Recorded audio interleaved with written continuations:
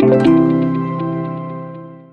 오늘 이 본문 말씀을 가지고 인생의 쓴물을 만났을 때라는 제목으로 하나님의 말씀을 증거하고자 합니다. 오늘 주의 예배도 하나님께서 말씀을 통하여서 큰 은혜 주실 줄로 믿습니다. 여러분, 우리 인생은 한치 앞을 내다볼 수가 없습니다. 그래서 우리의 삶은 언제 어디에서 무슨 일이 생길지 알 수가 없는 것이 바로 우리의 인생 아니겠습니까? 오늘 본문에 이스라엘 백성들도 지금 큰 어려움을 만나게 됩니다. 이제 출애굽을 해서 커다란 꿈을 안고 가나안을 가게 되는데 갑자기 마라라고 하는 그 쓴물을 만나게 된 것입니다. 오늘 22절에서 23절에 보니까 모세가 홍해에서 이스라엘을 인도하며 그들이 나와서 수르 광야로 들어가서 거기서 사흘 길을 걸었으나 물을 얻지 못하고 마라에 이르렀더니 그곳 물이 썩어서 마시지 못하겠으므로 그 이름을 마라라 하였더라. 여러분, 오늘 본문 말씀 이전에 15장 1절부터 22절에 보니까 두 개의 노래가 나옵니다. 그래서 모세가 노래를 리드했다라고 해가지고 모세의 노래, 또 미리암이 노래를 이끌었다라고 해서 미리암의 노래가 나옵니다. 그런데 모세의 노래, 이 미리암의 노래 나오는 이 대목에서는 한 번도 원망이라는 것을 찾아볼 수가 없습니다. 그래서 이 노래는 14장에 우리가 가보면은 하나님께서 그 전능하신 하나님께서 그 홍해 바다를 가르시고 이스라엘 백성들을 인도하신 것을 너무나 그 이스라엘 백성들이 놀라가지고 이 하나님을 찬양하지 않을 수 없었기 때문에 찬양을 했던 것입니다. 홍해 바다를 마른 땅같이 건넜고 애굽의 병거와 군대는 그 홍해 바다에 다 수장되는 것을 그들은 두 눈 똑똑히 다 보았던 것입니다. 이 놀라운 하나님의 능력을 경험한 모세와 미리암은 하나님을 찬송하지가 않을 수가 없었습니다. 그래서 모든 악기를 동원해서 하나님을 찬송을 하는 것입니다. 그런데 이 찬양이 끝나고 오늘 본문에 3일 길 걸어가다가 그들이 마실 물이 없는 겁니다. 그래서 우물 하나를 발견을 했는데 이 물을 먹어보니까 먹지를 못하는 것입니다. 여러분, 3일쯤 물을 먹지 못했다면 웬만한 그런 물은 먹을 수 있습니다. 근데 그 물이 얼마나 썼으면 그 물을 마실 수가 없는 것입니다. 그래서 너무나 물이 썩어서 마실 수가 없으니 그 이름을 쓰다라는 뜻으로 마라라고 지었던 것입니다. 그런데 이것은 하나님의 계획인 것입니다.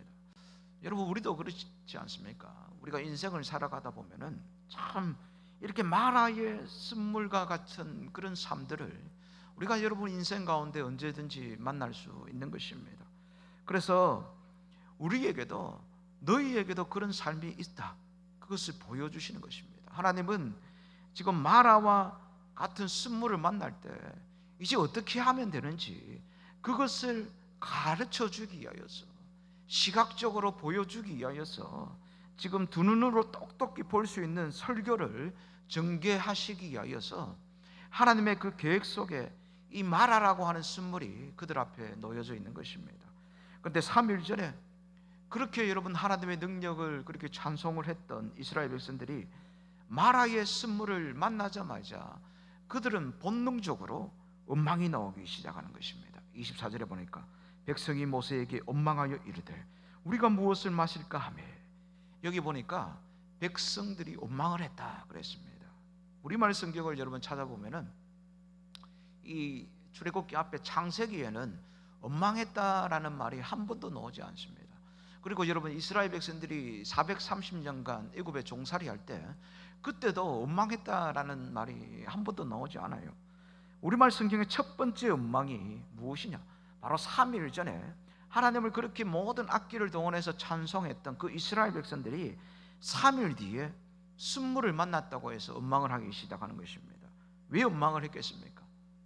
3일 전에 하나님께서 그 놀라운 기적을 일으키신 그 기적, 그 하나님의 놀라운 기적을 이스라엘 백성들이 잊어버렸기 때문인 것입니다. 홍해에서 이스라엘을 인도할 때 어떤 일이 일어났습니까? 이스라엘 백성들이 출애굽하고 나니까 애굽의 바로 왕이 600성의 그런 군대를 이끌고 이스라엘 백성들을 다시 잡아오겠다고 따라오는 것입니다. 앞에는 홍해 바다가 있고 뒤에는 애굽의 군대가 몰려오고 정말 이스라엘 백성들은 진퇴양난의 그 위기에 놓여져 있는 것입니다. 그때 이스라엘 백성들이 원망하지 않았습니다. 모세에게 이르되 그렇게 말을 합니다. 모세에게 이르되 뭐라고 이야기하느냐? 아니 애굽에 매장지가 없어서 우리를 지금 이곳으로 인도를 했느냐? 지금 우리를 이곳으로 끌고 나와서 우리를 죽이려고 하느냐? 그렇게 말을 하는데 엉망 정도는 아닙니다. 모세에게 이르되, 그때 모세가 이스라엘 백성들에게 담대하게 외치는 말씀이 있는 것입니다. 출애굽기 14장 13절에서 14절에 보니까 모세가 백성에게 이르되, 너희는 두려워하지 말고 가만히 있어서 여호와께서 오늘 너희를 위하여 행하시는 구원을 보라. 너희가 오늘 본 애굽 사람을 영원히 다시 보지 아니하리라. 여호와께서 너희를 위하여 싸우시리니 너희는 가만히 있을지니라. 여러분 13절과 14절에 반복되어서 나오는 말이 무엇이냐니까 너희는 가만히 있으라. 너희는 가만히 있으라. 모세가 여러분 가만히 있으라는 이 말은 진짜 움직이지 말고 그냥 차렷해서 그렇게 가만히 있으라 그 말이 아닌 것입니다. 이 말은 마음에 조급함과 불안한 마음을 가지고 있지 말고 평온한 상태를 유지하면서 있으라 그 말인 것입니다. 그래서 영어 성경에 보니까 여기에 대한 뜻이 뭐냐? 마음에 평강을 붙잡고 있으라는 거예요. 평강을 붙잡고. 오늘 여러분 이 말씀이 오늘 우리에게 능력이 다 되어지시기를 바랍니다. 사람들은 어려운 일을 만나고 힘든 일을 만나고 고난을 당하면은 원망과 불평거리를 만나면은 마음에 무엇을 잃어버리느냐? 평강, 피스, 샬롬을 잊어버리는 것을 볼 수가 있습니다. 그때부터 두려움과 조급함이 막 오기 시작합니다. 그런데 여러분 가만히 있으라 이 말은 그 평온을 사탄에게 빼앗기지 말고 그걸 굳게 지키고 있으라 이 말인 것입니다. 여러분 오늘 우리는 이 평온함을 붙잡는 자들이 다 되어지시기를 바랍니다. 여러분 우리가 해외여행을 할 때에 가이드가 팀을 모아놓고 신신당부하는 게 있습니다. 길을 잃었거나 혹 팀에서 이탈되어서 홀로 되었을 때 다른 곳으로 가라고 합니까? 그러지 않죠. 가만히 있으라고 합니다. 그래서 꼼짝 말고 그 자리에 있으라고 신신당부합니다. 그러면서 하는 말이 당신이 찾으러 다니게 되면은 더 길을 잃습니다. 길을 잃었다고 생각하는 즉시 그 자리에 가만히 있으세요. 그러면은 가이드인 내가 당신을 찾으러 가겠습니다. 그렇게 말을 합니다. 여러분 하나님도 마찬가지예요. 마라의 쓴물과 같이 이 어려움이 딱 들어닥치면 절대로 여러분 우리가 그것을 해결하려고 하면은 아니 된다는 겁니다. 여러분 우리는 가만히 있어서 오늘 여호와 하나님의 구원하심을 보아야 될 줄로 믿습니다. 그러면 잠만 그냥 쿨쿨 자고 가만히 있느냐? 그게 아니고 마음의 평온한 상태. 하나님이 해결해 주실 것이다. 그걸 여러분 그렇게 생각을 하고 빼앗기지 말라는 것입니다. 강야 같은 세상에서 큰 어려움을 만날 때 자동적으로 나오는 것이 여러분 원망과 불평인 것입니다. 그런데 그렇게 하지 말라는 것입니다. 평온을 붙잡고 하나님의 구원하심을 기다리라는 거예요. 가이드가 데리러 올 때까지 기다리라는 그 사실입니다. 여러분 오늘 이 믿음이 우리 가운데 있게 되시기를 바랍니다. 그러더니 하나님께서 모세에게 지팡이를 가지고 홍해 바다를 향해서 내밀라고 말을 합니다. 모세가 지팡이를 바다 위로 내밀었더니 이 바다가 마른 땅같이 되어서 이스라엘 백성들이 건너게 됩니다. 애굽의 군사들도 그것을 보고 병거가 다 바다로 가지요. 근데 갑자기 바퀴가 빠지고 뭐 갯벌이 그냥 마른 땅 갯벌로 바뀌고 진벌로 바뀌더니 바퀴가 뚝뚝 떨어져 나가기도 하고 그 애굽 그 병사들이 그 홍해 바다 위에 다 수장되어서 다 죽게 되는 것을 보았던 것입니다. 여러분 하나님께서 이스라엘 백성들에게 이렇게 일을 하시고 하나님께서 문제를 해결하신 것을 이스라엘 백성들이 이렇게 3일 전에 그들의 눈으로 똑바로 보았다는 것입니다. 그런데 이런 능력을 체험하고 3일 뒤에 하나님을 잊어버린 것입니다. 그래서 마라의 쓴물이 나오자마자 원망과 불평을 하게 되었다는 것입니다. 여러분 우리는 하나님을 잊어버린다고 하면은 즉시 우리의 입에서 다른 것이 나오지 않습니다. 항상 나오는 것이 원망과 불평이라는 거예요. 그래서 시편 50편에 보면은 하나님을 잊어버리는 자들을 향해서 이렇게 말씀을 합니다. 시편 50편 22절에 하나님을 잊어버린 너희여 이제 이를 생각하라. 그렇지 아니하면 내가 너희를 찢으리니 건질 자 없으리라. 사랑하는 우리 성도 여러분, 하나님을 잊지 않는 자들이 다 되어지시기 바랍니다. 어려움이 닥칠 때 마음에 우리는 평온을 유지하면서 그래 하나님이 나의 삶에 개입하실 것이다. 오늘 여러분 이 믿음이 우리 가운데 있게 되어지시기를 바랍니다. 엉망 대신에 그러면 인생의 강야에서 우리가 쓴물을 만났을 때 우리가 해야 될 것이 무엇이냐? 그것은 바로 부르짖으라는 말인 것입니다. 엉망 대신에 부르짖으라. 여러분 강야는 교회를 상징을 합니다. 오늘 우리가 교회 생활을 하지 않습니까? 예수 믿고 신앙 생활을 하는 것이 이 강야 생활을 하는 것과 똑같다는 것입니다. 그래서 스데반이 사도행전 7장 38절에 보니까 이스라엘 백성들이 강야에 있었다라고 말을 하지 않고 강야 교회에 있었다 이렇게 말을 하는 것입니다. 근데 강야 교회에 3일길을 걸어오니까 이 강야 교회에 목이 말라서 물을 구해야 되고 물이 나타나는데 그 구한 물이 너무나 써서 마실 수가 없다라는 것입니다. 이게 무엇이냐? 강야 교회에서도 이런 일이 일어나게 된다는 것입니다. 세상에서 참 너무나 힘들고 참 어려워서 교회에 나가면 괜찮겠지 라고 생각해서 교회에 나왔는데 교회에 나와도 이런 문제가 발생이 되어진다는 것입니다. 그래서 우리는 때때로 지상교회에서도 쓴물을 만날 수가 있다는 것입니다. 그런데 세상에 있을 때는 이 쓴물을 해결할 방법이 없습니다. 하지만 여러분 오늘 우리가 하나님의 교회 강야 교회에서는 얼마든지 하나님의 이 말씀을 통하여서 우리의 쓴물을 해결할 수 있는 방법을 하나님께서 우리들에게 보여주실 줄로 믿습니다. 여러분 우리 교회에 나와서 우리가 신앙생활하고 하나님을 믿지만 우리에게 여러분 쓴물이 얼마나 많이 있는지 모릅니다. 경제적인 물질적인 쓴물, 관계의 쓴물, 건강의 쓴물, 여러 가지 쓴물들이 오늘 우리에게 많이 오는 것을 볼 수가 있습니다. 그럴 때 우리들에게 원망하지 말고 불평하지 말고 하나님 앞에 부르짖으라는 것입니다. 쓴물을 만났을 때 백성들은 모세에게 원망했습니다. 그런데 모세는 하나님 앞에 부르짖었다 이렇게 말씀을 하는 것입니다. 사랑하는 우리 성도 여러분, 오늘 원망은 믿음 없는 자가 하는 것입니다. 오늘 우리가 하나님의 살아계심을 믿는 사람은 어떤 원망거리가 놓여진다고 할지라도 결국에는 하나님 앞에 부르짖게 되어지는 줄로 믿습니다. 여러분 원망했다라는 말을 제가 사전에 찾아보니까 그 뜻이 두 가지가 있어요. 그래서 원망했다는 뜻이 무엇이냐? 불평하다, 원하고 바라다. 단어는 하나인데 왜 뜻이 두 개일까? 제가 이렇게 묵상을 해보니까 우리 인생이 참 원하고 바라는 대로 되어지지 않으면 원망을 한다, 불평을 한다, 그렇다라는 것입니다. 여러분 원망 안 하는 사람이 원망거리가 없어서 뭐 원망 안 하는 것이 아니라 원망거리가 다 있습니다.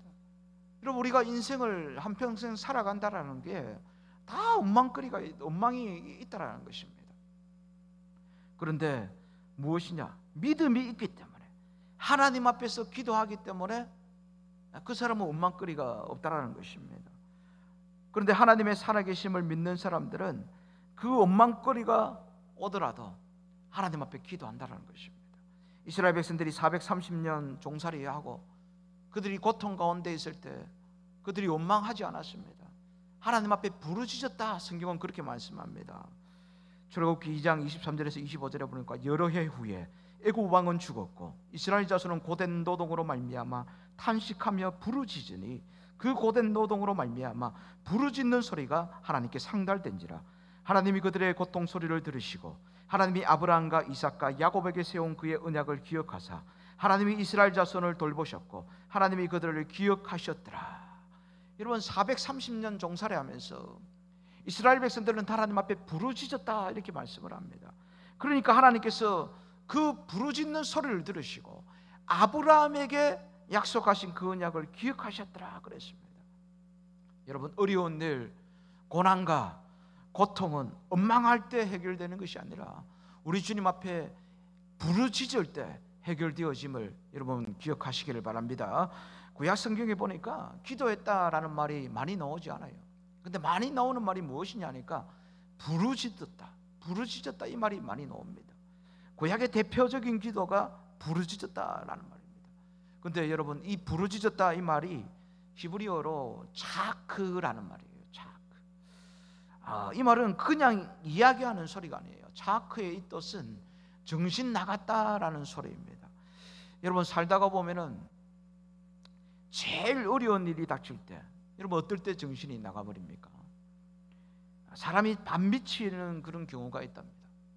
그게 뭐냐면은 자식을 잃어버렸을 때라고 합니다. 여러분 한 자식을 한 5분 동안 잃어버려 보셨습니까? 그때 이 사람이 반미치는 거예요. 그 엄마와 아버지가 자식을 부르는 거예요. 자식의 이름을 부르면서 그때 이거라는 거예요. 정신이 나간 듯이 부른다. 완전히 소리를 높여서 부른다는 거예요. 그게 여러분 부르짖었다, 구약 성경에 부르짖었다고 보입니다. 그래서 대표적인 한 예를 들자면 사무엘의 어머니 한나라는 것을 알 수가 있습니다. 사랑하는 우리 성도 여러분, 우리는 하나님 앞에 정말 정신 나간 사람처럼 정말로 자식을 찾기 위해서 부르짖듯이 여러분 어려움을 만났을 때 하나님 앞에 부르짖는 자들이 다 되어주시기를 바랍니다. 부르짖으니까 즉시 하나님께서 모세에게 답을 주시는 것입니다. 25절 상반절에 보니까 모세가 여호와께 부르짖었더니 여호와께서 그에게 한 나무를 가리키시니 그가 물에 던지니 물이 달게 되었더라. 여러분 부르짖었더니 하나님께서 바로 응답을 해 주시는 것입니다. 근데 응답이 너무나 쉬운 거예요. 25절에 보니까 한 나무를 가리키시니 이렇게 말씀합니다. 영어 성경에 보니까 여기에 대한 한 나무를 덧추리가 아니고 어추리입니다. 여러분 이 말의 뜻은 그냥 보통 나무를 가리키는 거예요. 특정한 나무를 가리키는 것이 아닙니다. 한 나무. 그래서 중세 주석가들은 이 한 나무는 장차 예수 그리스도께서 갈보리 언덕에서 지시는 그 십자가를 상징한다, 그렇게 말을 합니다. 여러분 예수 그리스도께서 지신 십자가가 던져지는 곳마다, 세워지는 곳마다 그곳에는 쓴물이 단물로 바꾸어지는 놀라운 기적의 역사가 나타나게 될 줄로 믿습니다. 예수 그리스도가 계시는 곳마다 이 모든 쓴물은 단물로 바꾸어지게 되는 것입니다. 이게 바로 여러분 구원의 상징이고, 이게 바로 여러분 치료의 상징이고, 이게 바로 문제 해결의 상징인 것입니다. 한 나무를 지시하고 난 뒤에 그 나무를 던졌더니 물이 달게 된 것입니다. 그런데 여기에서 끝나는 것이 아닙니다. 중요한 포인트가 있습니다. 25절 하반절에 보니까 거기서 여호와께서 그들을 위하여 법도와 율례를 정하시고 그들을 시험하실세. 여기 여러분 시험이라고 하는 말이 테스트라는 말이 아니에요. 증명했다라는 것입니다. 무엇이냐? 하나님이 증명했다. 그 증명한 것이 무엇입니까? 쓴물을, 그 나무를 던지니까 단물로 바꾸어지는 것을 하나님이 증명해 주셨다라는 것입니다. 앞으로 너희들이 건강의 쓴물, 물질의 쓴물, 관계의 쓴물, 여러 가지 어려움의 쓴물이 오더라도 그 쓴물 해결하는 방법은 예수 그리스도밖에 없다. 여러분 그것을 증명해 주시는 것입니다. 그러면서 그 뒤에 내용이 또 중요합니다. 26절에 보니까 이르시되 너희가 너희 하나님 나 여호와의 말을 들어 순종하고 내가 보기에 의를 행하며 내 계명의 길을 기울이며 내 모든 규례를 지키며 내가 애굽 사람에게 내린 모든 질병 중 하나도 너희에게 내리지 아니하리니 나는 너희를 치료하는 여호와임이라. 여기서 여러분 여호와 라파, 여호와 라파, 치료한다, 그 말이 나오게 된 것입니다. 오늘 여러분 육신의 건강이 약하고 태어날 때부터 체질적으로 건강이 약하고 또한 여러분 여러 가지 삶의 어려운 문제를 가지고 계시는 분들, 오늘 여러분 오늘 본문 말씀에서 쓴물이 단물로 바꾸어지는 기적처럼 오늘 여러분에게 있는 모든 쓴물이 오늘 이 밤에 단물로 바꾸어지는 놀라운 역사가 있게 되어지시기를 바랍니다. 그래서 이 땅에 예수 그리스도를 보내어주시고 그를 십자가에 죽게 하신 이유가 모든 우리의 쓴물을 단물로 바꾸어주시기 위하여서 예수님께서 십자가를 지신 것입니다. 그런데 우리는 그 십자가의 능력을 의지하지 않고 내가 그 문제를 해결하려고 하는 것입니다. 그러니까 우리의 삶은 점점점 꼬이게 됩니다. 여러분 우리가 쓴물이라고 싶으면은 이제는 여러분 우리가 원망하는 것이 아니라 우리 하나님 앞에 부르짖고 또한 예수 그리스도를 우리의 삶의 현장에 초청하시고 세우시는 그런 여러분들이 다 되어지시기를 바랍니다. 그래서 바울은 약할 때마다, 어려움 당할 때마다 다른 것을 자랑하지 않습니다. 십자가만 자랑한다, 그렇게 말을 하는 것입니다. 갈라디아서 6장 14절 상반절에 그러나 내게는 우리 주 예수 그리스도의 십자가 외에 결코 자랑할 것이 없으니. 여러분, 여러분의 어려운 문제 여러분의 부모님이 해결해 줍니까? 부모를 자랑하십니까? 여러분 부모님은 시간이 되면은 이제 떠나가 버리는 것입니다. 세상의 그 어떤 권력도 나의 문제를 해결해 줄 수가 없는 것입니다. 여러분, 우리의 문제를 해결해 주시는 분은 예수님밖에 없는 것입니다. 이 말씀을 하고 난 뒤에 이스라엘 백성들은 쓴물이 단물로 바꾸어지고 난 뒤에 얼마 가지 않아서 그들은 상상외로 놀라운 오아시스 하나를 발견을 하게 됩니다. 그게 바로 엘림이라는 곳입니다. 27절에 그들이 엘림에 이르니 거기에 물샘 12과 종려나무 70그루가 있는지라 거기서 그들이 그물 곁에 장막을 치니라. 여러분, 엘림이라고 하는 것은 큰 나무 숲을 말을 합니다. 이건 장차 이스라엘을 상징하는 것입니다. 여기 물샘 12과 종려나무 70그루, 이 말이 중요한 것입니다. 여러분, 물샘 12이라고 하는 것은 이스라엘의 12지파를 상징하는 것이에요. 또 종려나무 70그루, 이것은 이스라엘의 그 장로 70인 장로를 뜻하는 것입니다. 최초의 이스라엘 백성들의 조직이 여러분 장로 70인 세워놓은 거지 않습니까? 이건 장차 이스라엘을 상징하는 것입니다. 마라의 쓴물을 지나서 얼마 가지 않아서 하나님은 강야교회의 엘림을 준비해 주신 것입니다. 오늘 여러분, 이 말씀을 듣는 우리 성도들은 마라의 쓴물을 조금 지나가면은 하나님께서 우리에게 예비하여 주신 엘림이 우리 앞에 펼쳐질 것을 믿으면서 여러분, 그 엘림을 바라보면서 하나님 앞에 기도하면서 인내하면서 나아가시는 우리 모두가 다 되어지시기 바랍니다.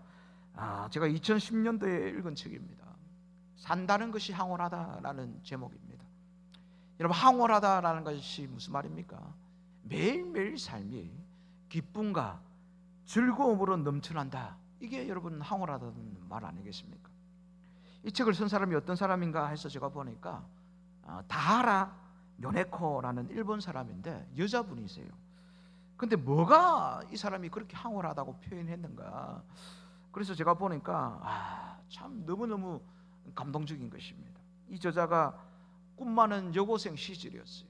근데 갑자기 어머니가 돌아가시는 거예요. 어머니가 돌아가시니까 어머니를 그렇게 의지했는데 아무런 희망도 없는 거예요. 절망만이 이 학생에게 찾아오는 거예요. 이제는 내가 죽어야 되겠다. 항상 죽을 생각만 하는 것입니다. 그리고 어느 날 열차가 오는데 그 열차에 뛰어드는 것입니다. 근데 그대로 죽었으면 좋았는데 죽지 않았어요. 그래서 팔과 다리가 다 잘려버렸어요. 그리고 오른쪽 팔 하나 남았는데 그것도 세 손가락만 딱 남았습니다. 그러니까 이제 병원에 누워있으니까 더 죽어야 되겠다. 나는 살아서 안 되겠다. 그런 마음이 드는 것입니다. 그때 그 병원에 절망 가운데 있을 때 선교사님이 찾아오게 되었습니다. 마크 리로이라는 선교사님이 찾아왔고 그 선교사님과 함께 선교 사역을 하는 청년 다하라 아키토시라고 하는 이 청년 선교사 지망생을 만납니다. 그러면서 예수 그리스도를 소개받습니다. 그리고 예수 그리스도는 당신과 같이 그 자체, 장애를 가지고 있는 그 자체, 그런 그 자체를 그대로 받으십니다. 그리고 건강한 자보다 당신은 더 위대한 일을 할 수가 있습니다. 주님을 영접하고 주님을 의지하라, 그렇게 말을 합니다. 그리고 그녀는 이제 주님을 구주로 받아들이게 되었습니다. 그리고 며칠의 시간이 지났을 때 이제 아침에 잠을 깨어서 눈을 떴어요. 그런데 놀라운 일이 벌어지는 것입니다. 그동안 그렇게 절망스러웠던 세상이 하얀 빛으로 다가오면서 매일 죽고 싶은 생각이 다 사라지고 이제는 나는 이제 살아야 되겠다. 예수님이 나와 함께 하시면 이제 내 인생은 멋진 삶이 펼쳐질 것이다. 그래서 여러분, 건강한 자도 펼칠 수 없는, 생각할 수 없는 그 생각을 이 장애를 가진 이 학생이 하게 되는 것입니다. 그리고 열심히 신앙생활하면서 결국에는 이 선교사 지망생 이 청년과 결혼을 했어요. 결혼을 하고 이 선교사님이, 청년 지망생 선교사님이 이제 신학을 하고 결국에는 이제 목사님이 되고 목사님의 사모님이 되었던 것입니다. 그리고 인생을 다 살고 자기의 나이가 70이 되었을 때 그 책을 쓰게 되었는데 그 책의 제목이 바로 산다는 것이 황홀하다. 산다는 것이 황홀하다. 그래서 이 세계의 손으로 모든 것을 다 했다라고 그렇게 고백을 합니다. 사랑하는 우리 성도 여러분, 우리가 여러분 출세를 하고 거부가 되고 CEO가 되고 유명한 연예인이 되고, 여러분 그런 것이 황홀한 것이 아니라 정말로 처절한 절망 속에서 빠질 수밖에 없는 이 여학생이 예수 그리스도를 깊이 만나게 되니까 그 어려운 여건 속에서도 일생의 고백, 마지막의 고백이 산다는 것이 황홀하다라고 고백을 하는 것입니다. 오늘 사랑하는 우리 인도교회 성도 여러분, 무엇이 우리의 인생을 황홀하게 만들어줍니까? 세상의 것입니까? 여러분 그렇지가 않습니다. 예수 그리스도가, 오늘 예수 그리스도가 지신 십자가가 오늘 우리의 삶을 황홀하게 만들어주는 줄로 믿습니다. 여러분 강야와 같은 이 세상에서 언제든지 선물을 만났을 때 우리는 다른 것 의지하지 말고 항상 예수 그리스도만 의지하고 예수 그리스도만 바라보아서 그 주님을 통하여서 여러분의 인생을 황홀한 삶으로 바꾸어내는 그런 우리 사랑하는 우리 모든 성도님들 다 되어지시기를 간절히 소망합니다.